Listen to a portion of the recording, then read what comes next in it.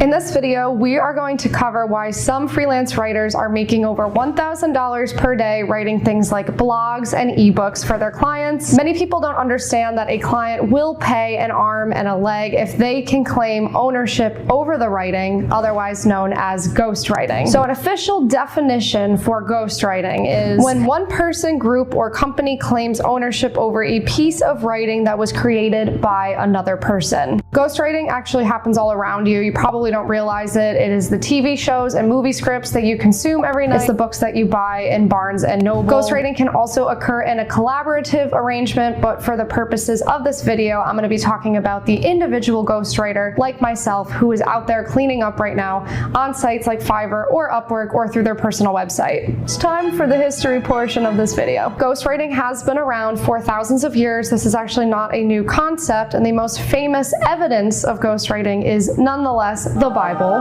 Many parts of the Bible were written in a collaborative arrangement as well as by people hundreds of years later from when the event occurred. Funny enough, for thousands of years, history, stories were passed down from generation to generation in a form of actually ghostwriting. And it wasn't until the Age of Enlightenment when people started wanting individual credit for their ideas and their inventions, which brings us to today. Thank you, Age of Enlightenment. So today, people hire ghostwriters for a number of reasons. Number one being to save themselves time. They also hire ghostwriters if they themselves are not good at reading, writing, or researching. Ghostwriters can also be a nice source of additional research on a topic, and they can even give feedback and provide a third-party perspective on something if the other person might have been too close to the topic. In reality, most people are too lazy to write today, which is awesome for people like me and like you who want to make money copywriting. Ghostwriters can therefore charge 3 to 4 times more per piece of writing than if they were just doing regular freelance writing, and I know this from personal experience. For example, for my ghostwriting ebook gig, I charge $1,250 for a 10,000 word ebook, which is generally 2 to 3 times more than people who want their own credit on that ebook after they write it for a client on a site like Fiverr. Many times ghostwriters might request a commission structure as well, where they're paid 50% upfront, let's say $500 for the same ebook,